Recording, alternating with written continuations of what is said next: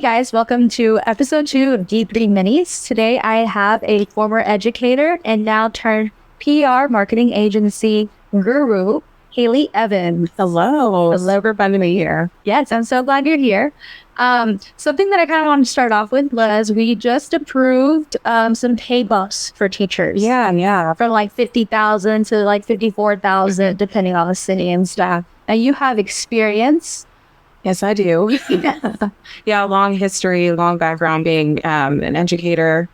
Definitely a weird trajectory from kind of where you think you're going to be wrapping up high school, looking at college options and thinking, okay, I want to do this. I want to become a teacher, an educator, and taking those steps, going through the process. And then coming out the other side, getting into the teaching profession. And, this was back around 2016, 2017. And so it was a completely different landscape for teachers then, pre-COVID. I think everybody sort of segments themselves for COVID and life after COVID. But yeah, so definitely seeing the teacher raises is, it's heartening in one sense, because when I was in the profession, everyone was kind of screaming for that level of action, was screaming for, teachers need raises. But I think I'd be doing a disservice to my friends who are still in the profession if I didn't point out that the implementation of these raises for teachers, while it's a good thought, the planning and the follow through and the execution, I really think that we're fumbling the ball to some degree. Rationale on that, more or less. So if you're kind of following along with the teacher raise saga that's been ongoing, I guess basically since our gubernatorial race, where we had major change in the guard there, bringing in the burden for school districts of providing those raises without providing funding to make it happen. I had just transitioned out of teaching when the first major bills were passed, major initiatives to get that $50,000 minimum salary for teachers. And I think as much excitement as there was on the front end, and I got to kind of stand at the sidelines and sort of watch all this unfold without being affected by it, what I saw was school districts scrambling to find the finances to actually implement that and make it a reality. And because there really wasn't enough supplementary funds provided, what we saw was mass defunding of arts programs, massive, insanely weird changes to the teacher pay schedule. Are you familiar with the teacher pay schedule? And They can kind of take like during the summer and then sometimes like a couple lumps. Kind of. So, first of all, if people out there don't know this, you can Google right now and find out in any public school in Arkansas what an educator makes. You can, for most public schools, it's required that they list their teacher contracts on the internet, like the actual contractual obligation is listed out where anybody can go and kind of dig that up and look for it. And what I experienced when I was a teacher, specifically, I was a band director. And so I was in this very niche version of teaching that had kind of its own subculture around it, has a lot of overlap being a band director with being like a coach. There's, all the summer responsibility and obligation. And so I was on what was called an extended teacher's contract.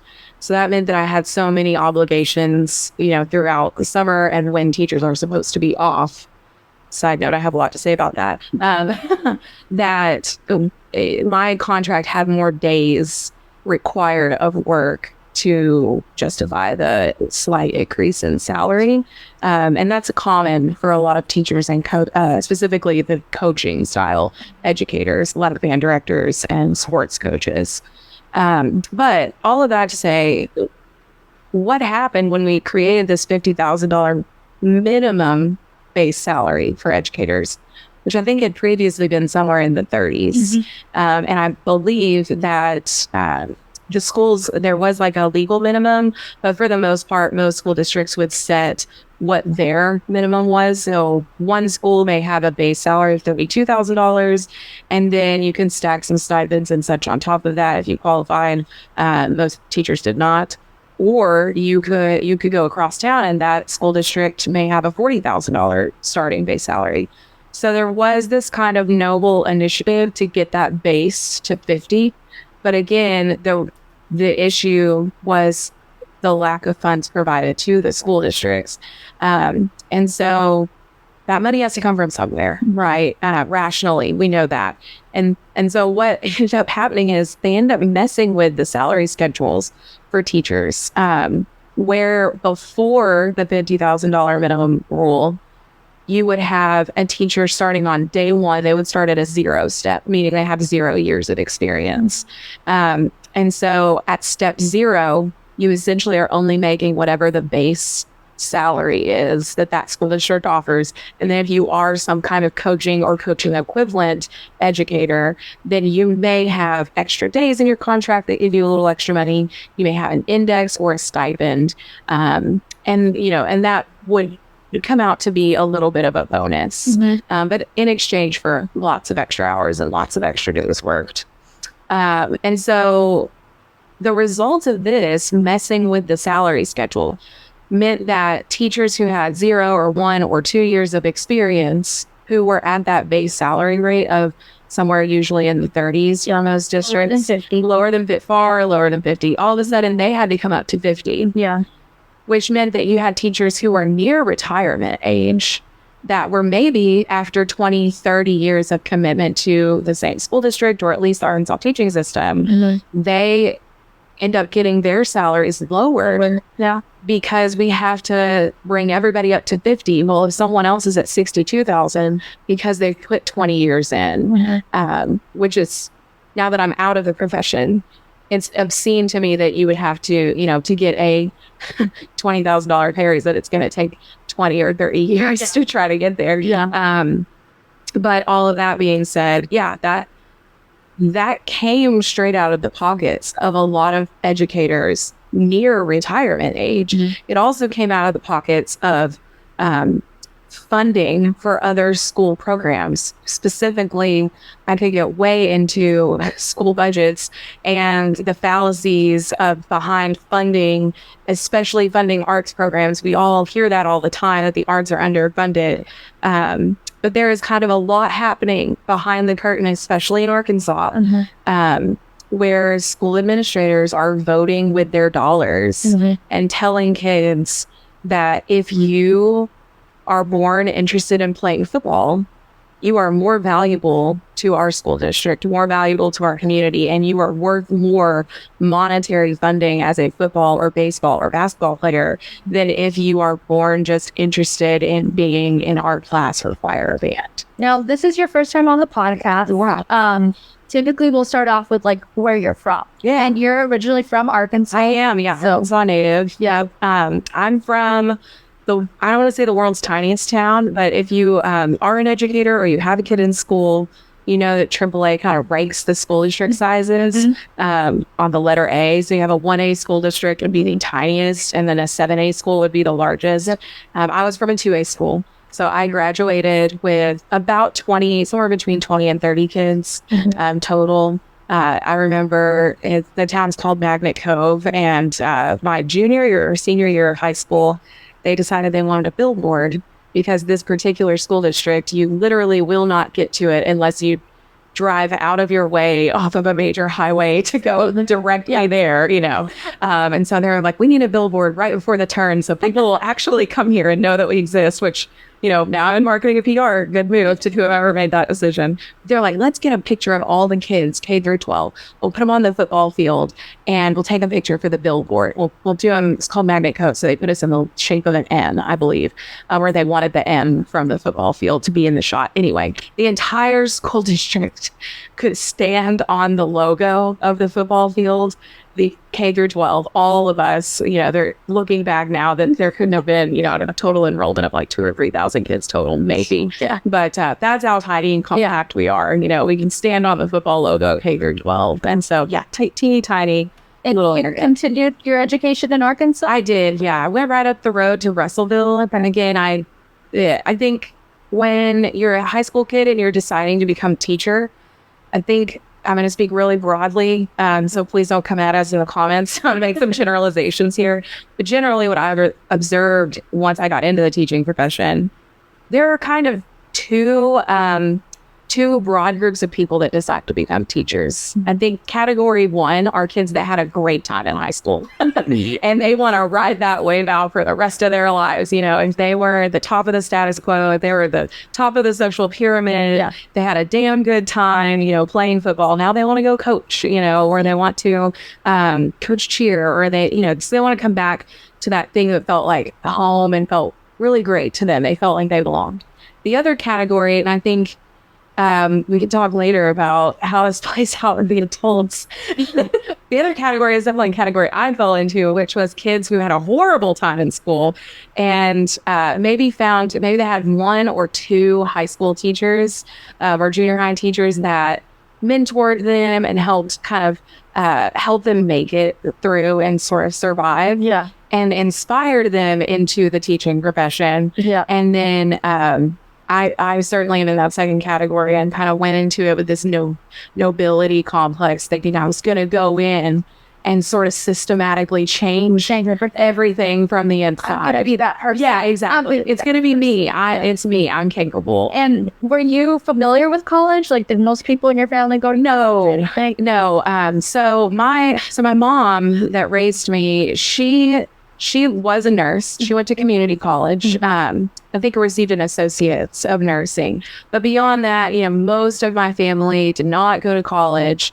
I wasn't, you know, because of her associate's degree, I wasn't quite first gen. And we were really lucky growing up that we had that income that my mom brought in from being a nurse. But my dad, you know, didn't go to college, graduated high school. Most of my family, you know, high school graduates, and then went to kind of work somewhere sort of local to West office or work for the city doing construction. And so it was a big deal that Hayley was going to college. It was a big deal that I was able to go on a scholarship that paid for all of it from playing trumpet. My primary instrument is trumpet. And so going on a band scholarship, you know, was kind of this wild thing. It was really exciting at first, but then once I got into school and I would come home for the summer and see family again, I had one family member ask me at one point, so in music school, do you take any real classes or are they all just music classes? You know, meanwhile, I'm like in a practice room practicing for 6 hours a day and I'm crying and I'm tearing myself down, like just trying to be really, really great at performing on this instrument, you know, and the rigorous coursework and intense private study that comes with a music education degree. And then, you know, to feel after 4 years in college that you are super competent at playing an instrument just to go and become a teacher, where playing an instrument is not your job. And hardly teaching instruments was even my job as a teacher. But yeah, so there was an interesting trajectory from kind of this teeny microscopic town to Russellville, where I had a great time going to school and kind of learning who I was going to become and just fueling up that fire every single day to go in and like systematically change the education system for nerds. That's what I really thought was going to happen. I was so sure that I was going to get out there into the public school system and people were going to listen to me. I was going to be able to explain, you know, why we needed certain changes, you know, at scale in public spaces. Okay. So, and then once you graduated and you came to Northwest Arkansas to teach? Yeah. So, my first job was at a 4 or 5A school at that time, kind of east of Highway 49 on that side of town. And, it was a very sobering first year experience. The first things that I noticed pretty quickly, and again, this predated the teacher raise scenario that we're seeing play out now. But I had my first realizations of that sort of two-party system with my work colleagues. Because very quickly, even as adults, I started to feel myself becoming the little nerd kid again. And I had all of the arts teachers that were kind of suddenly the lowest on the totem pole, not just financially, not just from a program funding standpoint, not just the way the kids were treated, but all of a sudden it was still the jocks versus the nerds. Don't you hate when that happens? Whenever you like grow up and you're in a space where there's still like bullies or like it was you're not cool enough. Yeah. And it's like we're so over this. We're over this. We're adults, but yeah, I think what was wild to me, it's one thing if it happens in like a corporate work environment, which I, spoiler, got out of teaching and kind of went straight into that world as a pivot strategy. But yeah, it was really disheartening to see that ecosystem was still thriving, and that the internal mechanisms behind education and teaching were still driven by a jock is in charge and they're telling a nerd what to do for them. Yeah. I ended up working at 3 school districts in this area before I left the profession. And that was consistent everywhere that I worked. Yeah. I thought for a long time, I thought what I was going to be working on changing when I got into the profession was really more logistic related. Like, if we can just figure out how to communicate to the powers that be, the mythical, at that time I didn't have the awareness of what that actually meant, but whoever is in charge of the money, if we could just explain thoroughly, surely no one's thoroughly explained yet. Did you try this? Exactly. Yeah. 100%. Surely no one's has explained it as thoroughly and impassioned as I'm capable of doing. I roll. We'll just redirect funding, and that will take care of the logistics behind why the arts aren't supported. But what I quickly found that I realized was the reason that nothing was happening, and I think this should be studied. In fact, I'm sure in a past life I was an investigative journalist because there is a real connection. There's a real pipeline from sports coach of some kind directly to superintendent of the school district. And I'm just going to pause right here and say, I'm just going to speak really directly. I wish someone would study, someone should, cough, cough, what percentage of Arkansas superintendents were coaches, because every single school district I worked at, all 3 of them, had a superintendent who had started as a coach, some kind of an assistant, maybe they're the lowest rung when they first come in and they're going to get whatever that sport is. Nobody wants to coach. Mm-hmm. Then they become an assistant coach, then a head coach. Then they're going to go ahead and get an ed leadership master's, which is the additional degree needed to start administrating and be a principal. They're going to get some kind of assistant principal job. Then they're going to be building level. And then before you know it, they are pulling the purse strings as a superintendent. Mm-hmm. And I realized that, so for example, the final school district that I worked at, every single school had some version of this. Mm-hmm. But generally the schools, these are 4 or 5A school districts. They're 5, 10x the size of where I went to school, mm-hmm. which is a very underdeveloped area in terms of community population size. These larger communities, what I would consider, based on where I grew up, that have dilapidated buildings. The school is 50, 60, 70 years old. There's leaks in the ceiling. The carpet is stained. There's mold everywhere. There's mold in the band instruments that the kids are playing. There's, all of these issues, structural issues with the building, and it's gross from the outside, it's gross from the inside, and 30 feet away is a multi-million-dollar sports complex that was built 2 years ago. Yeah, I will say, I wish people would notice how important it is to be aware of your school district, your school board, everyone that's on there. There's a problem going on with the school district out here. And it's interesting because the president of the school board is also the chief of police, which should be, that should be very like a gross conflict of interest. In the business world, it certainly would be. Yeah. And you get to vote on those people who are like, in school districts and stuff. You have to pay attention to those. Sure. Yeah. We had a guest on here before who was running in Bentonville to be on, I believe it's the board. I could be wrong. But something to do with the school. Sure. And, it's just very important to be aware of those things because there's a lot of money going into it. And these are your children or, your friends' children, and it's the future. These are the people that have a more tangible impact on your day-to-day life. Yes. Than any gubernatorial race or any presidential election. And yes, I mean, everywhere I worked, a coach of some variety was the superintendent or had just been the superintendent. And they were all of their best buddies that they grew up playing football with were the school board.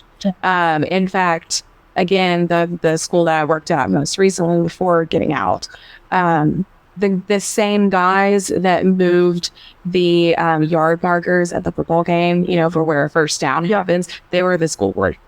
And the superintendent, they all went to school together and played high school football together. So we see that juxtaposition of the main school buildings where every kid, goes in every single day to receive their education is falling apart, dilapidated, underfunded, just in general. And then we have this particular school district has a indoor turfed football field. So we've already got the main 2 or 3 football fields on campus, but we also for some reason needed an indoor version of a football field. Field house. Yeah, exactly. And it's like a field. I mean, it looks like something out of a movie. It's got a loft in it with a full-blown Planet Fitness style workout center. They've got state-of-the-art, cryotherapy level, the kids are going to need to pee themselves. Yeah, they've got physical therapists, and that is great. I'm not saying take that away, but it's just the deep sense of irony that, when I at that time was riding a school bus to take the band kids, to a competition, the bus driver is the lead math ELC leader, which, basically is a math department head at the middle school, tells me that they haven't had math textbooks in nearly a decade. Yeah.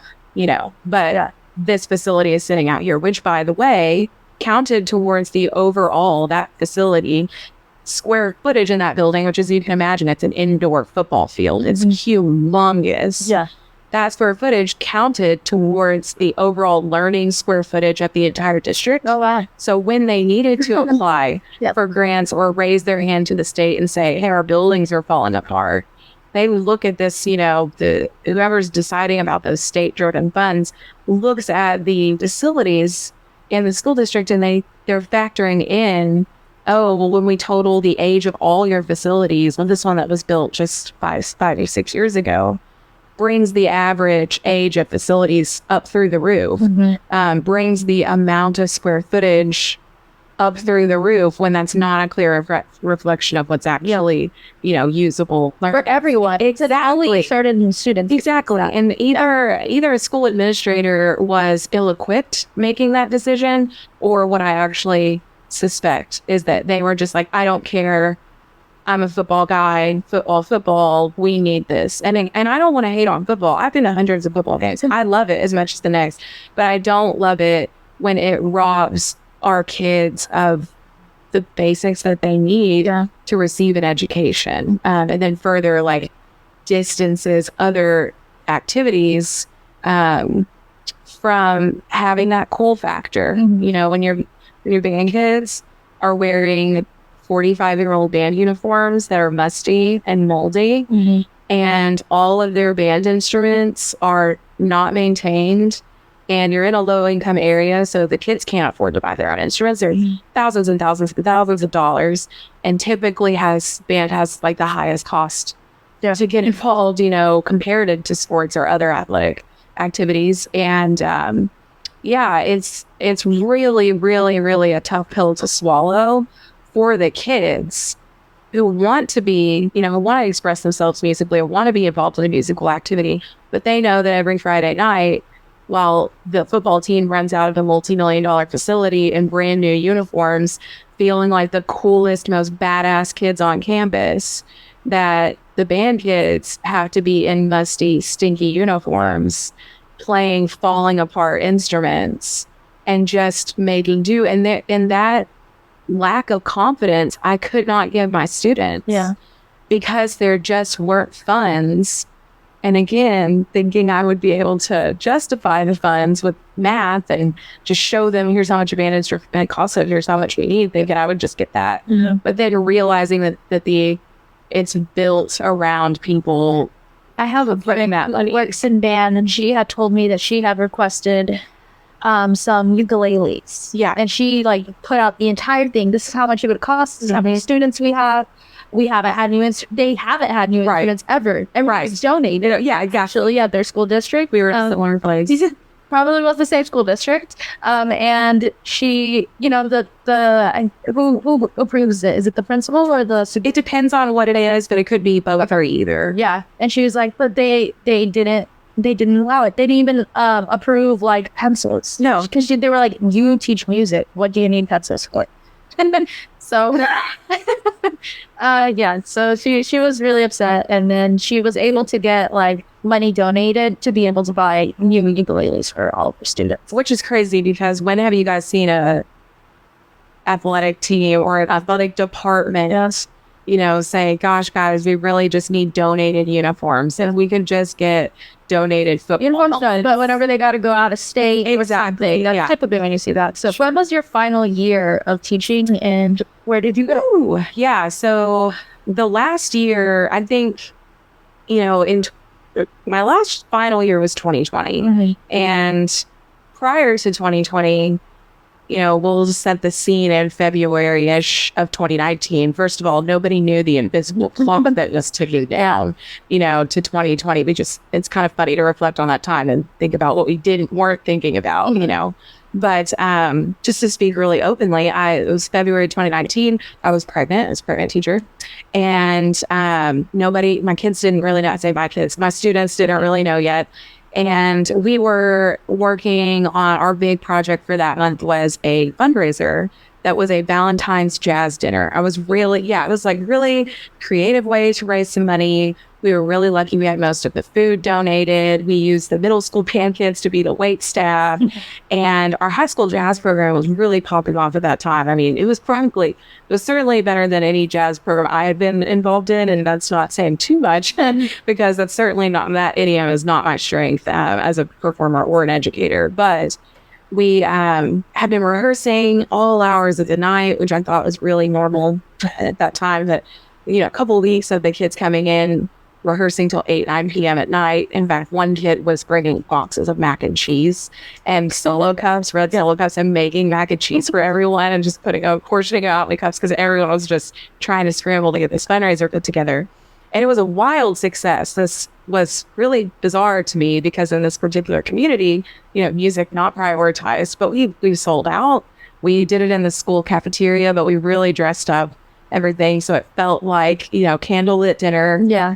With us pasta and dessert and the whole nine. And it went really, really well.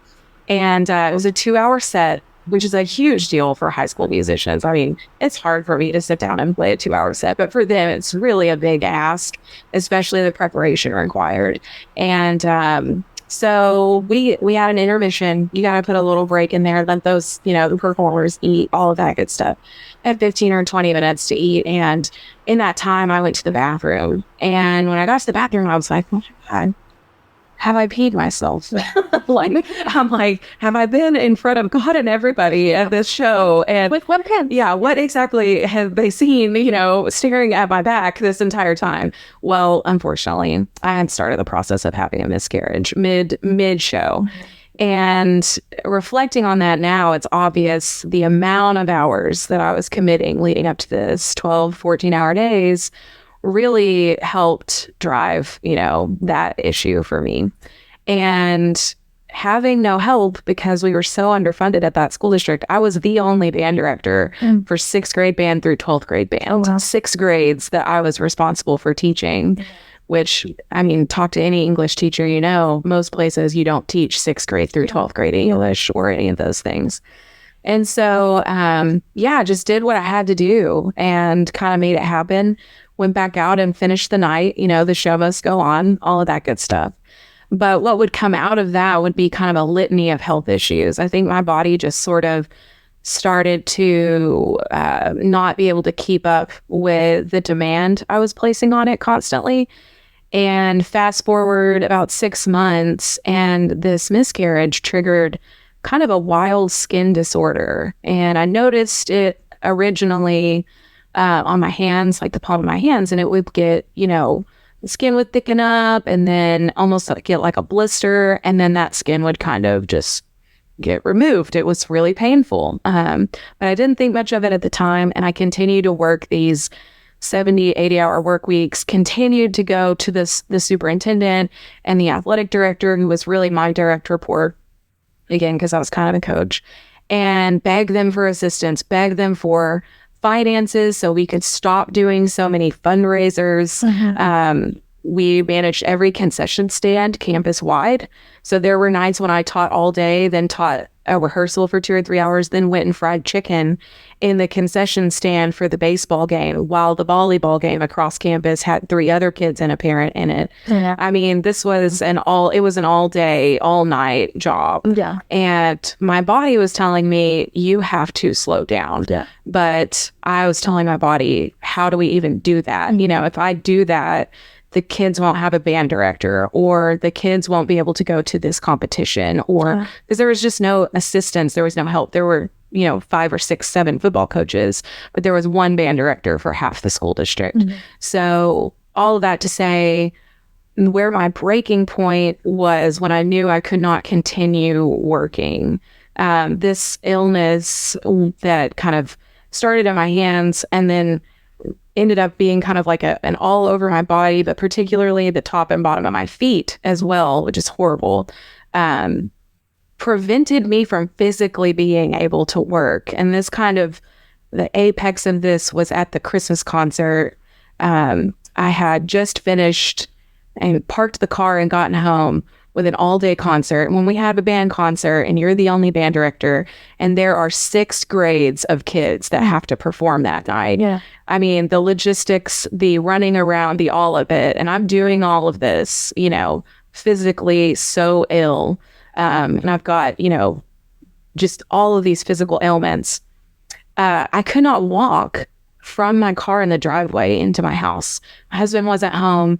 He was also a band director at a different school in the area. He was having his band concert that night too. And I just parked the car and it's 11:30 at night. And I realized I can't get out of the car and walk into the house. Yeah. And so I parked the car and crawled into my own home.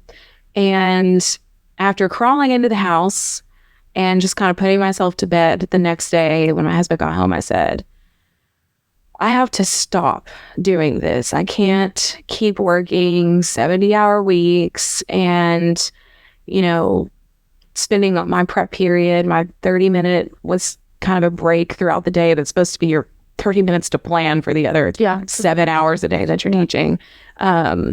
Using it to go to the superintendent and beg for the things that we need to just kind of function on a basic level.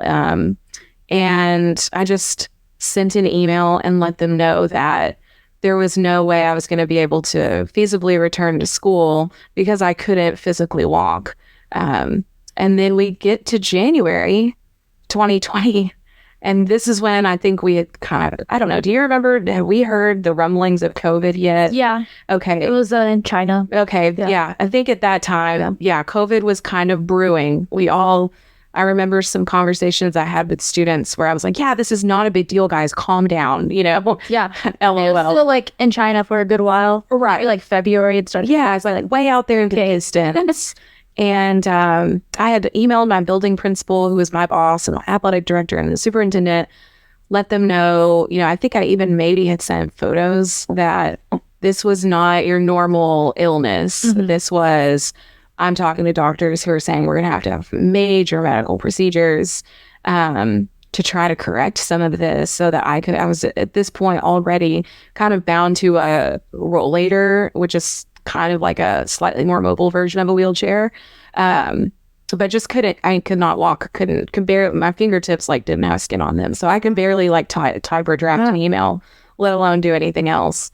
And throughout this journey of like figuring out how bad it was going to be, became aware I couldn't return to work and started to utilize the short-term disability policy that I had opted into as a teacher. And the minute that I started down the short-term disability path, this triggers something at the administrative office, because when they see that you're starting to utilize disability funds and pull on those policies, in their head, this translates to, we need a what's called a long-term sub. And a long-term sub is just like, oh, we're going to have a sub for the foreseeable future until this educator is able to get back to work. And to them, that translates to, well, we have to now pay our educator and pay a substitute teacher. And I had, being a young teacher at this time, you get a certain allotment of sick days. But, and if there are any teachers out there listening, you need to look into this, because this is something I did not know. It turns out that if you run out of your allotted sick days, at least this is what happened at the school I worked at, they will start billing you what you cost to pay them. And so I had ran out of sick days dealing with this illness and trying to apply for short-term disability and all of these things, probably somewhere early March of that year, right as the pandemic was really starting to, come over to the States and become a massive problem.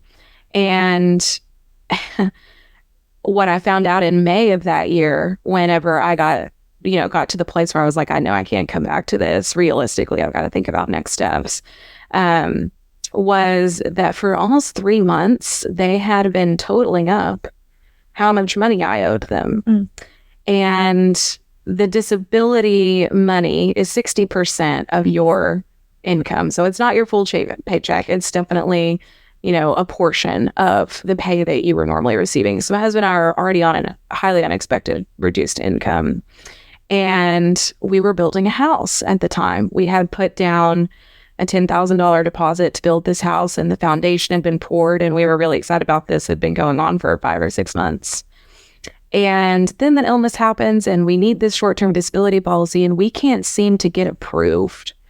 And while we're trying to get the approval process figured out, we finally find out that it's my employer that is holding up the short-term disability application process. And so we go, my husband had finally had enough. I mean, we'd been given the runaround by the school district constantly. And we go up there to meet with the superintendent, who, of course, I have this tumultuous relationship with, right? Because I've been the advocate for the arts department and kind of pointing out, I've been a thorn in their side, realistically, for the last year. She won't shut up, right?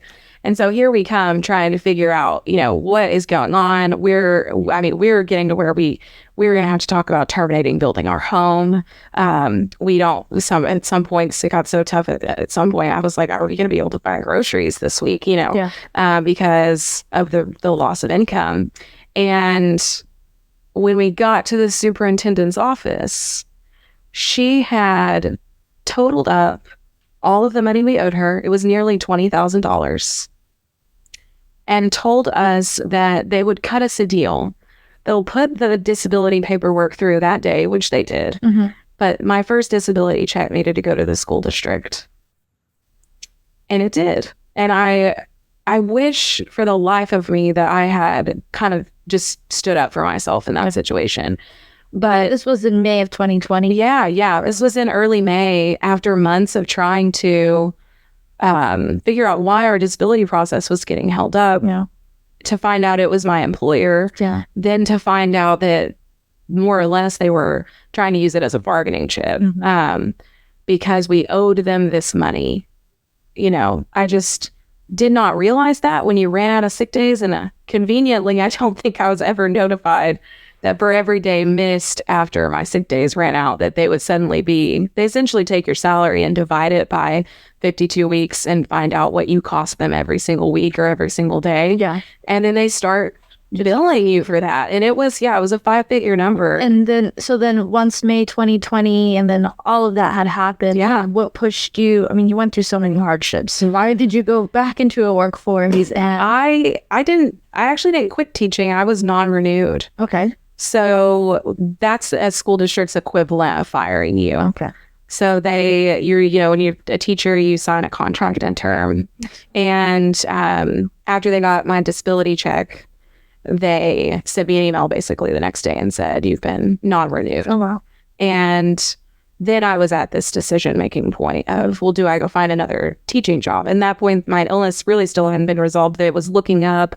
I got on some like very new to the market drugs. And today I'm living with it virtually managed by just stress management and just changing that lifestyle. But yeah, I mean, it's embarrassing. I don't think I've ever actually even come right out and said that more or less I was fired as a result of that.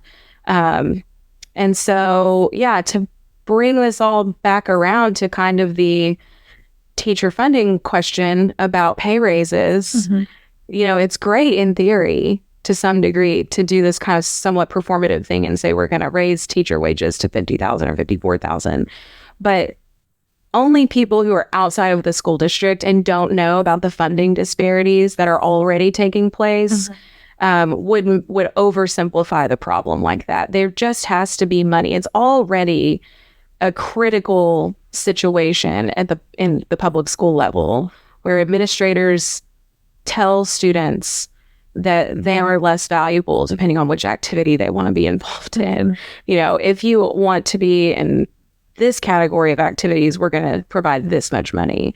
If you want to be in the more artistic category of activities, you'll get little to no support financially from the district. And so that's already happening. And what this pressure to answer that $50,000 or I guess now $54,000. It depends on stuff. Yeah. The answer to that, it's just more of the same, skirting funds around and taking from, a teacher who has spent 20 years trying to get to that $50,000 number themselves, stealing from them to make that happen, for other educators. And again, a lot of this is mass overgeneralization. There are, school districts with lots of tax money because of the income of their area that are making it work. They're able to get frugal about some things, or you do have school districts in Arkansas that the top echelon of administrators are highly ethical people. I have met great school administrators, but again, speaking in broad strokes,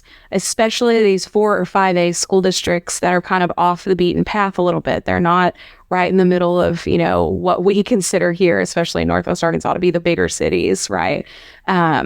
There are people that have made an institution out of prioritizing funds going to their special little activity in their heart, instead of considering the picture of, hey, we're talking about kids here who just have their only job from kindergarten to 12th grade is just to figure out who they are.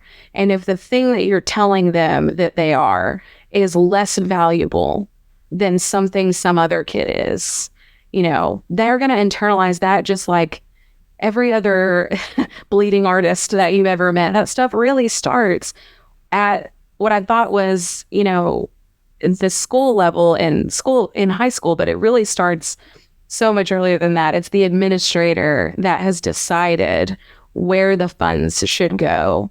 And you get a bit of that then, and then kind of go into the corporate world? Yeah, I think that I had my fill. I think that it was just everything I'd done in teaching was all the hardships, all the things you hear about. It was all justified on the it's for the kids, thing. But yeah, when that happens and you're genuinely ill and you're extremely sick and you're 27 years old and your husband's having to carry you from one end of the house, help bathe you and those kinds of things, and then to have some massive show like I had with that school district where they just kind of told me who they really are, it just made me wake up for a second and realize that you can't do anything if you're so physically sick, And so, I started looking for well, how the hell do I get out of here? I had this music education. Did you want to do that right away? How long did it take for you? Oh gosh. To recover? Yeah. Thank God for my husband. COVID happened and he was kind of working from home and, as most teachers were, and he was able to help get me back to health. We really unfortunately challenged the sickness and health part of the house, really inordinately early in the relationship. And So he was able to float us. We did lose the house that we were building. We had to beg back the deposit. Luckily, our builder was just a really genuinely good human and gave us that money back. But in general, yeah, I physically could not get back to work right away. So it really wasn't until later in that year when I started going, okay, the meds are working. I'm going stir crazy being at home. I mean, I just can't. That's just not me.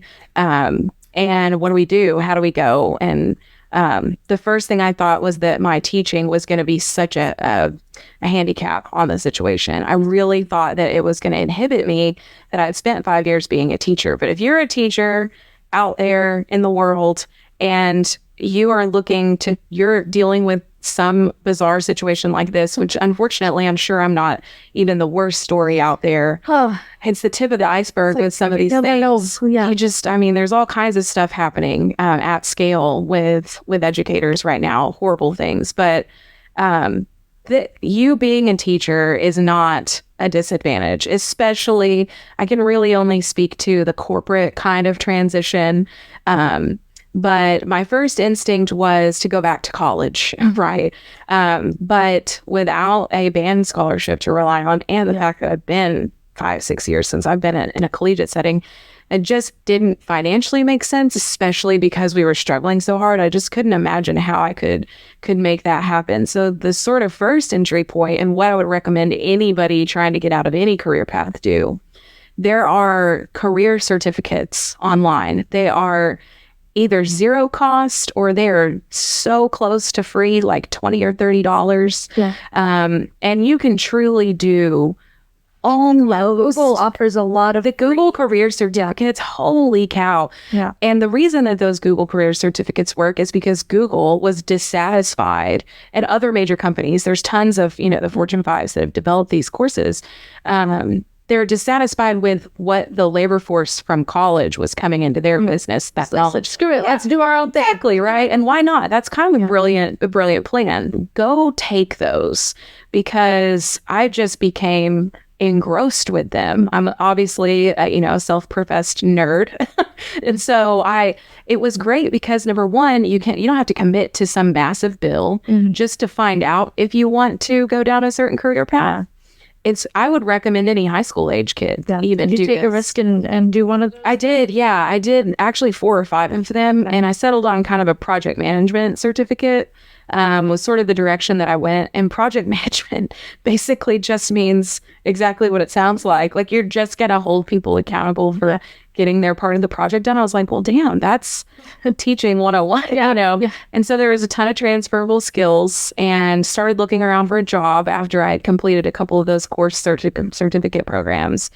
And, found some small to medium-sized companies in Northwest Arkansas. And there's so much business growth in this area. If you're trying to transition out of any career path, I really don't know if you can do better than the course certificates. It may be extremely marketable to the insane amount of, small businesses that are becoming medium-sized businesses in this area, medium-sized that are becoming large-sized businesses in this area. The hiring in corporate America is kind of a rapid onset. I did a lot of learning in my first corporate job. There were a shocking amount of similarities. And your first corporate job was like in Fayetteville, and it was actually in project management. Okay. It was very adjacent to marketing, and ended up transferring that project management skill and ability into, they had a marketing opening in the company I was in, and I'd kind of always been a little bit of a marketer, had a photography background, anything artistic. I was that kid. There's so many of those kids in school, just anything that feels artsy fartsy. That's what we want to do. And so I had my hand in a lot of stuff like that. And there was an opening in the marketing department at the corporation I was working for as PM, and they just need to get a lay of the land there. And I went in and did some reports and helped push some projects through and clean some stuff up, and was kind of promoted to the full-time marketing director role. Yeah. And I remember getting that job, and just the first month or two was a complete sprint because it was definitely a rocky transition. But I remember just being like, oh, this is what I am supposed to be doing. So you did supposed to be able, yeah, finally. Okay. I've been on this whole journey of college and working and all these things. And I don't know if I ever felt for one single day that I was certainly where I was exactly meant to be. Did you still like to want that feeling though? You kind of like fought always. Yeah, I think everybody does, right? I think the question is whether or not you listen to the feeling. And I wasn't. I blocked all sense of, obviously we should get out of this. This is not the right. I just like had turned all that on me. Crawled into your home. Yeah. I mean, only somebody that, is really just segmenting their life and compartmentalizing could get to that and still not come to the obvious conclusion. But yeah, there were all kinds of rocky and tough situations within my corporate job, especially once I took the promotion. But I was, for the most part, I was treated like an adult, which seems so silly. But for the most part, I was treated like an adult. And if I could logically justify why funds needed to go somewhere, then okay, they could go there. Yeah. And, I don't want to oversimplify. The approval processes and red tape are much more complicated in the public school system, but it's not that complicated.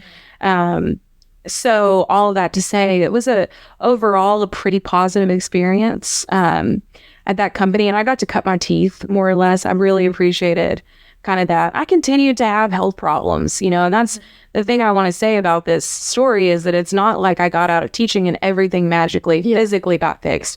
I still have had, struggled with the same condition, struggled with recurrent miscarriage, which I feel like as women, we just don't talk about enough. Yeah. And you had happened to go through two miscarriages and still having, robust issues with my skin while I was at that corporate job. But the difference in how I was treated as an employee, just as a human, was night and day. And that's what were like 2, I think, almost 2 years. And finally, again, needed some additional health and surgeries. And my husband also transitioned out of teaching because of he just witnessed this and thought, gosh, they just don't care about teachers. They don't care about me either. So, he's kind of running a side timeline of becoming a nurse. And luckily, towards the end of last year, I had some health issues ramping up again. Not luckily, but